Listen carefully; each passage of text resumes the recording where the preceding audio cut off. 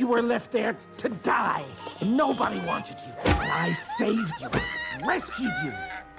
I should have let you die. One of the nicer things in life is getting the ability to see a brand new story told, utilizing an old story, not for the sake of nostalgia, but for the sake of interpretation. That's exactly what Guillermo del Toro's Pinocchio is all about. It still is a story about Geppetto. I haven't seen Pinocchio since my mom showed it to me when I was really little, but what drew me into this movie was the darkness and grittiness of it. Not only the stylistic choice, which is masterful stop motion, which allows you to feel immersed within a world that is expanded upon and told in a unique way. But there is also a hint of realism to it because of that. We see Geppetto actually bonding with his son. We actually get to meet his son Carlo, who is, by the way, the sweetest boy ever. So much to the point that you're dreading something awful happening to him. You can see the love that Geppetto has for his boy and the love that his boy has for him. So evidently, as they're sharing all their events together, especially a man that is so old, you're completely invested just because of their relationship. And even though you understand the inevitable, you're still praying that nothing bad happens.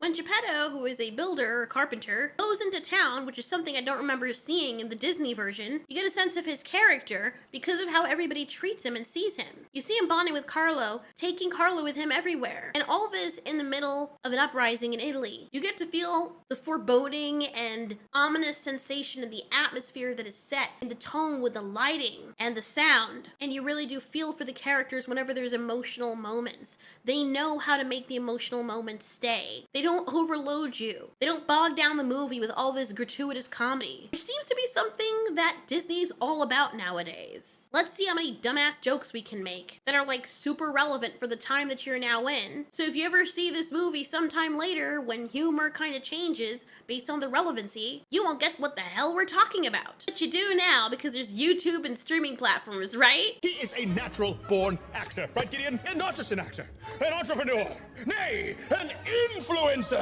Disney's Pinocchio seems so loud and bombastic in its delivery compared to Del Toro's, as if it's made for 3-year-olds with ADHD, whereas Del Toro's allows you to breathe it in. And I really enjoy the heavy themes here in Pinocchio because it makes you feel as though there's stakes and there's a reason to care about the characters. And simply let go of their bombs to make their ballast lighter.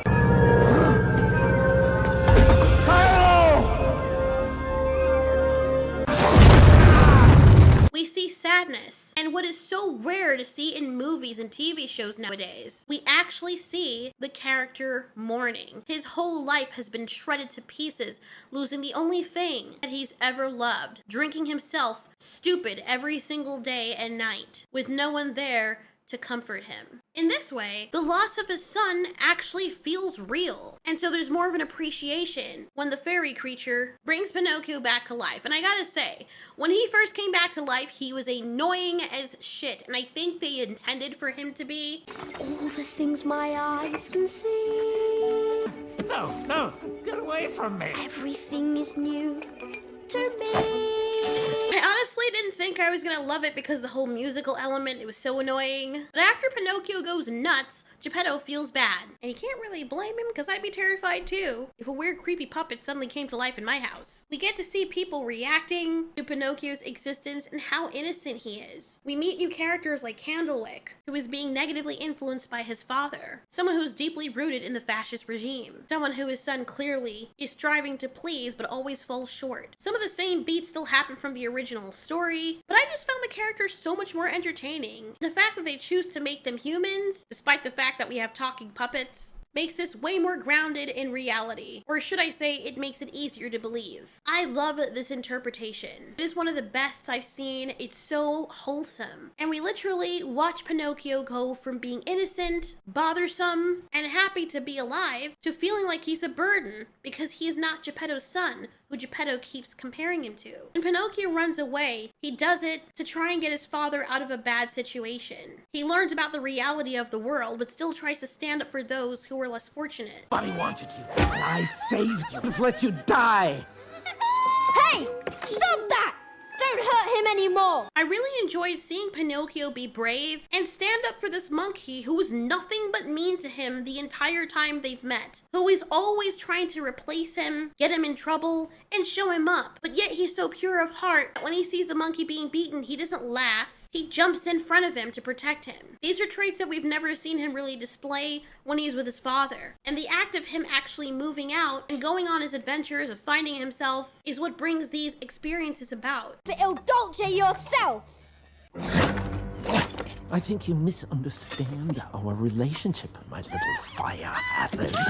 I am the puppeteer. You are the puppet. We've never really seen Pinocchio scared up until this point. And that was something that I enjoyed because even though this puppet, ironically, has seemingly more emotive expressions in way of eyes and eyebrows and stuff like that than Guillermo's Pinocchio does, you can actually feel the emotion and Pinocchio's personality bleeding out of what is essentially this half-finished wooden carving. I especially like the relationship that Pinocchio had with the human boy. They went from being competitors to friends. Pinocchio actually inspired Candlewick to stand up to his father. And one of the things I gotta praise about this world is how immersive it is. Not just in the story, but in the world building. This is supposed to be set in Italy, a very long time ago when this fascist named Mussolini was around. So as we see Geppetto and Carlo walking through the town, guess what we see?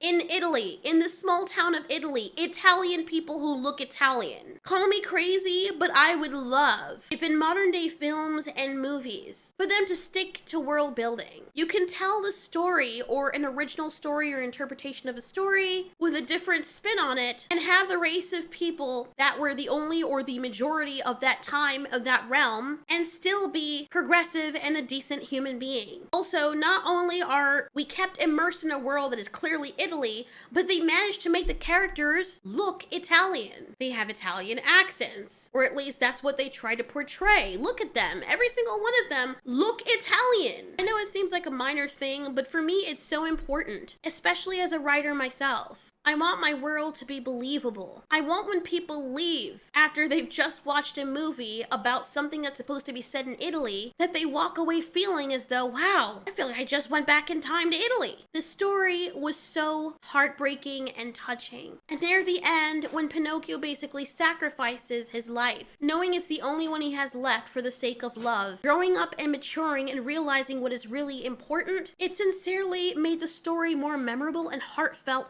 than everything else that Disney has put out in modern day. You know? Like how they used to make movies. Anyway, as Del Toro's Pinocchio had been released on Netflix when it came out, it was the best thing that could have happened to the streaming platform since it wasn't doing well with the content it was putting out. You make more stuff like this with interpretive stories, even if they're stories that we already know, but this is what it means putting your own spin on it. This is what people want to see. We're tired of seeing rehashes and remakes. Tell us brand new stories and give us brand new interpretations. How Del Toro was able to take the story of Pinocchio, put a wonderful spin on it, and make it his. I feel like that's art. That is art. And yet, taking an original story that has already been told and him managing to alter it the way he did, and dare I say, add more to it, it became transformative, and dare I say it, he was able to make something completely new. Thanks so much for watching. This has been Ultiori. You ask, we answer.